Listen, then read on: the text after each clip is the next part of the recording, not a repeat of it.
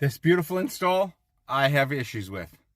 So somebody posted that this was the best electrical install they've ever seen, or the neatest residential install they've ever seen. I agree it is neat, but there's a few things in here that might be a code violation and a couple things that are just against my opinion of how I like it done. That's not to throw the guy under the bus who did this. I just would do it differently. If he's watching the details this closely here, I'm sure everything else is up to code. See these long splices, how they twist it all the way back? Don't do that. I can't imagine any electrician disagreeing with me. All the electrical connections are under the wire nut. This is not making for a better electrical connection. This is just making for something that's really hard to work on. I would consider this a more professional install. I disagree with service loops. If you have reason to believe that that box is going to be moving, maybe prepare for it. But as a standard procedure for every single receptacle and every single switch, no, I disagree with it.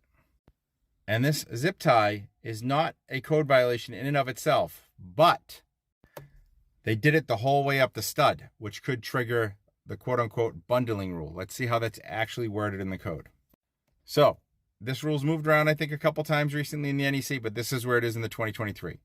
And normally, if you put 3 or more current carrying conductors in a conduit, they considered now you have to derate the value of those conductors.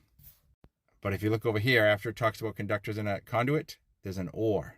There's an or. It says, or multi-conductor cables not installed in a raceway are installed without maintaining spacing for a continuous length of 24 inches. So if you have an install that meets any of these qualifications, the conductor's ampacity now has to be calculated in reference to that table 31015C1. And 31015C1 is a half-day class on how to do this rule. So, but if you look, 4 to 6 conductors, you're down to 80%. 7 to 9, you're down to 70%. But this is a half day of class how to do this math properly, because it's not as simple as 4 to 6, 80% means a 15 and 14 gauge wire is no longer worth 15 amps. It's only worth 13. It is not that simple, because it isn't. And I'm not going to get into the weeds of how to do all this math, because there's lots of ins and outs and lots of details. But just know, if you bundle conductor cables like that, you can trigger this rule.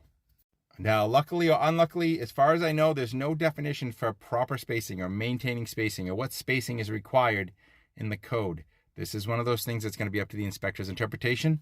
So if you have a tough guy or an a-hole, he's going to see it differently than a lenient guy. So just know, if you stop bundling your cables like that, you could trigger some math that proves those cables can still be on a 15 amp breaker.